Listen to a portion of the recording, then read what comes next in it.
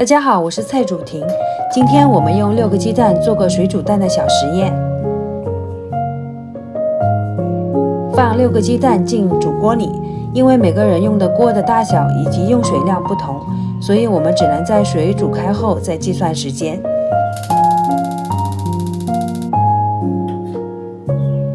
水开的会很快，大概煮到视频里水开始冒小泡泡的时候就可以计算时间了，因为这个时候离水开已经很接近了。我会在水开后的第3分钟捞出来第1只鸡蛋，打开锅的时候可以看到水已经彻底煮开了。为了避免鸡蛋混淆，我在鸡蛋上写了个3。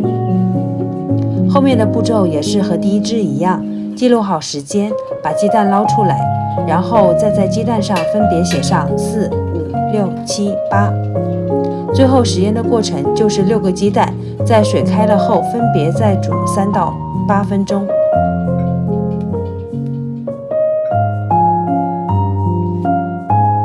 现在我们再来看一下煮不同时间的鸡蛋切开来是什么样子。第一个3分钟的剥开比较费事，手感上就觉得大概50%到60%熟的样子。切开来看一下，蛋黄就是一个溏心蛋的样子，包括蛋白在内还没有完全熟。这个火候的鸡蛋在日式拉面里经常用到。第二个4分钟的剥起来稍微顺手了一点，切开来看一下，比3分钟的稍微好一点，这个煮出来的比较符合我的口味。第3个5分钟，我感觉和4分钟差别不是很大，切开来的样子接近80%熟。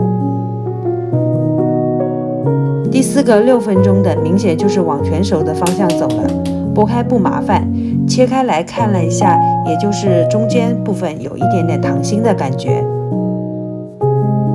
7分钟和8分钟几乎没有什么区别，就是全熟。最后一个煮8分钟的切开，大家可以看一下。最后我们来个当水开始冒泡后，煮鸡蛋分别用了3、4、5、6、7、8分钟的全家福。我个人还是比较偏爱4到6分钟这3个。不知道看到视频的小伙伴们，你们比较偏爱哪一类？今天这个视频送给在煮鸡蛋这个阶段还有一点小迷惑的小伙伴们，希望你们喜欢。我是蔡主婷，下期见。